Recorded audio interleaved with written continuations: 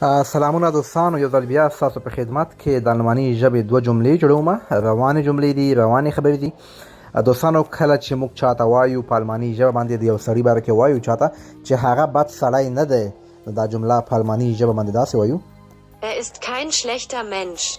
Er ist kein schlechter Mensch، یعنی هغه بد سړی یا بد انسان نه دی. او دوستانو، بله جمله ده مخکې له دې چې دغه جمله ووایم تاسو زه یو مشوره درکوم. دوستانو، که په المان کې اوسیږئ او غواړئ مخکې ژوند مو اسانه شي، تر ټولو مهمه چې ده ژبه ده.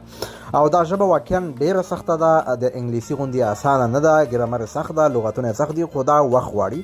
انشاءالله زه مطمئن یم که تاسو دغه چینل سره روزمره ګورئ او د ورځې دوه درې جملې زده کوئ، نو تاسو به 5 میاشتې 3 میاشتې بعد ډېره تبدیلي په ځان کې ووینئ.